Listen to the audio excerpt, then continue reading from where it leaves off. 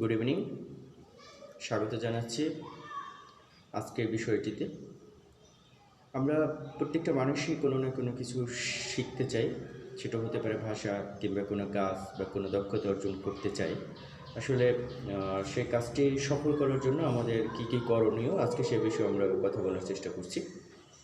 প্রথমে আপনাকে যে কাজটি করতে হবে তা হচ্ছে ভুল করতে শিখতে হবে। একটু অবাক হওয়ার মতো বিষয় যে আমি ভুল করব তাহলে শিখবো কীভাবে। আসলে ভুল থেকেই মানুষ শেখে, ভুল করতে করতেই মানুষ একটা সময় পারফেক্টনেস জায়গায় চলে আসে।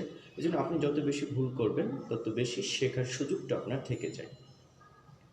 সুতরাং আমরা বলতে পারি যে ভুল নিয়ে আপনি ভাববেন না, কেননা যে ভুল করলে আপনার আশেপাশে বহু মানুষ রয়েছে যারা আপনাকে খুব যত্ন করে এই ভুলটা ধরিয়ে দিয়ে শিখিয়েও দেবে। So you can learn through the mistake. যখনই আপনি ভুল করবেন তখনই আপনি শিখতে পারবেন। এই জন্য আমি প্রায় বলে থাকি যে ভুল করছেন, সো ইটস ওয়েলকাম। তবে মনে রাখতে হবে খুব বেশি ভুল করা, একই ভুল বারবার করা যাবে। দ্বিতীয়ত আপনাকে যে কাজটি করতে হবে, সারাউন্ড ইয়োরসেলফ, অর্থাৎ সারাউন্ড ইয়োরসেলফ ইন ইংলিশ। আপনি যেখানে আছেন, তার আশেপাশে যে বিষয়গুলি রয়েছে সেগুলোকে নিয়ে ইংরেজিতে ভাবা শুরু করে দেন। দেখবেন যে ইংরেজি শেখাটাও আপনার জন্য খুব সহজ হয়েছে। ইংরেজি সব কিছুতেই বলা যেতে পারে, সেটা আপনার চিন্তা হতে পারে, মননে হতে পারে। আপনার ভাবনাটা যদি খুব বেশি ইংরেজি নিয়ে হয় তাহলেই কেবল ইংরেজির প্রতিফলনটা আপনার বাস্তবিক জীবনেও দেখা দেবে। প্রত্যেকদিনই কম বেশি চর্চা করুন। আপনি একটি স্টাডি প্ল্যান করে ফেলতে পারেন যে আসলে আমি সপ্তাহে কতদিন ইংরেজি পড়তেছি বা কাজটি করতেছি।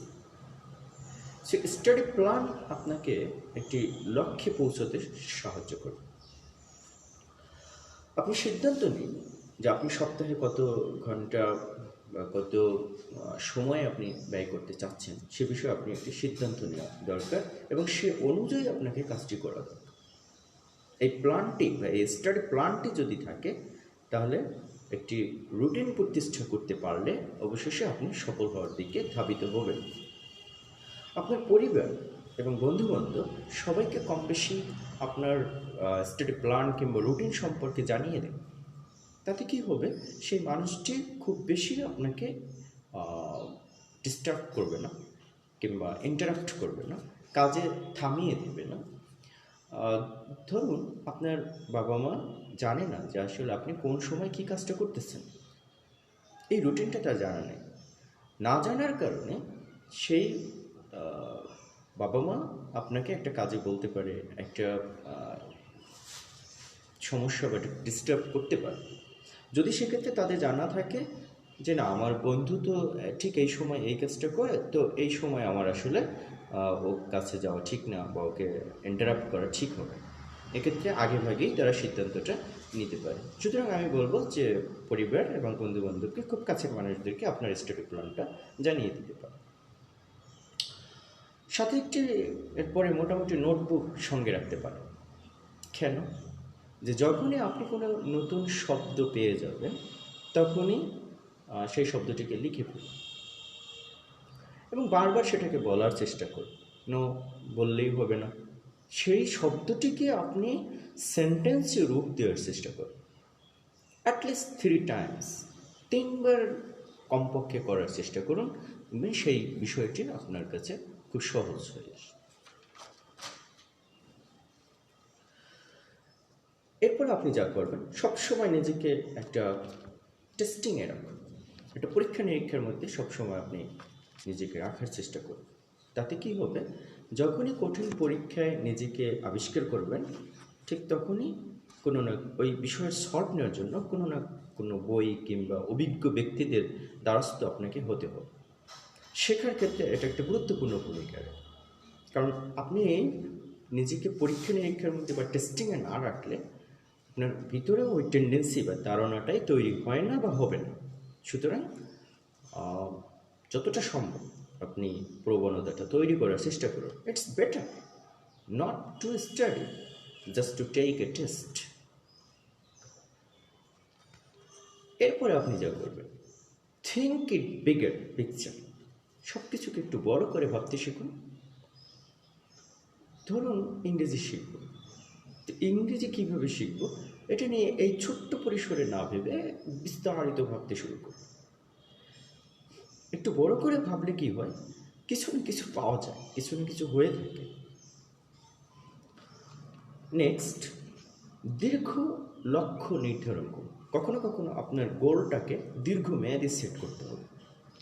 এর ফলে যেটা হবে সেটা হলো ওই লক্ষ্যে পৌঁছানোর জন্য আপনি দীর্ঘ সময় কিন্তু কাজের মধ্যে থাকতেছেন কিংবা স্টাডির মধ্যে থাকতেছেন। ফলে ওই কাজটি আপনি যেমন করতে সক্ষম হবেন, ঠিক তেমনি আপনার সময়টাও খুব ভালো ইউজ হবে। এরপর আপনি যেটা করবেন, মাঝে মাঝে সংক্ষিপ্ত মানে শর্ট গোলস সেট করতে পারেন। ধরুন আপনি পড়তে বসলেন, একটা পড়া কিংবা একটা টপিকস নিয়ে বসলেন, তো আপনি সংক্ষিপ্ত একটা সেট করতে পারেন যে না, প্যারাগ্রাফটি আমি জাস্ট 30 মিনিটসে শেষ করে ফেলব কিংবা 10 মিনিটসে শেষ করে ফেলব। এই যে ছোটো ছোটো টার্গেট নিয়ে গোল লক্ষ্য নির্ধারণ করে পড়া বা কাজটি করা, সেক্ষেত্রে আপনি খুব সফলতার দিকে দ্রুত চলে যাবেন।